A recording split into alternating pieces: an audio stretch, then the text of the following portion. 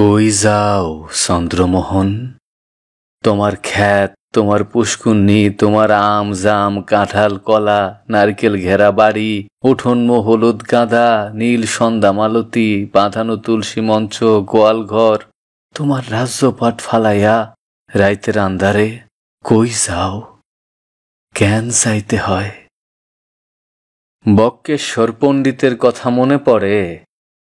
দাপর যুগ সমাপ্ত হইলে প্রজাপতি ব্রহ্মার পৃষ্ঠদেশে অধম্যের জন্ম হইল। মিথ্যা হইল অধর্মের সহধর্মিণী দম্ভ তাহাদের পুত্র। দম্ভ আপন সহোদরা মায়াকে বিবাহ করিল এবং তাদের লোভ নামে এক পুত্র জন্মগ্রহণ করিল। লোভ ও ভগিনী গমন করে, ফলত তাহাদের ক্রোধ নামে এক পুত্র এবং হিংসা নাম্নী এক কন্যার জন্ম হয়। মনে পড়ে চন্দ্রমোহন? বক্কেশ্বর পণ্ডিত সেই কোন কালে সীতাখোলার ছাই হইয়া পঞ্চভূতে মিশা গেছে, কথা মিশে নাই। মুনি ঋষিগো বাণী তো জগতে রইয়া যায়। দম্ভ আর মায়ার বিয়া আইজও হয়। লোভ নামের পুত্রের জন্ম কেউ ঠেকাইতে পারে না। তাই তো চন্দ্রমোহন রাইতের আন্দারে 14 পুরুষের ভিটা ছাইরা নদীর জলে চক্ষের জল মিশাইয়া বিসর্জনে যাইতে হয়। ভাইসা যায় গো নদীর জলে প্রতিমা ভাইসা যায়। বড় দুঃখ চন্দ্রমোহন, বড় কষ্ট, তবু মাটির বড় মায়া।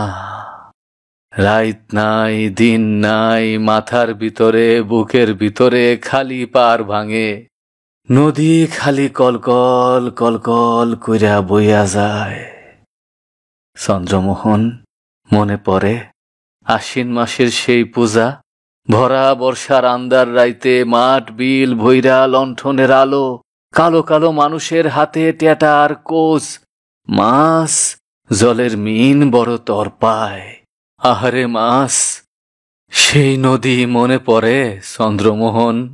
বর্ষার নদী, আশ্বিনের নদী, কাশবন, শীতের পিঠা, নবান্ন মনে পড়ে।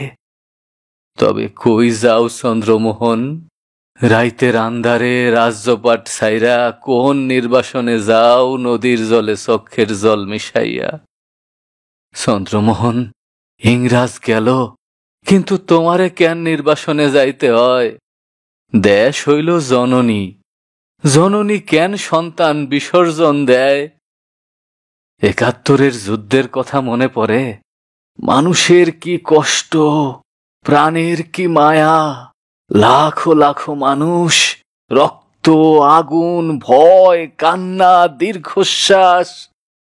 অতঃপর স্বাধীন হইল দেশ। হায় রে স্বাধীন! আমরা যেন কোন রাক্ষসের পেটের মধ্যে আছি।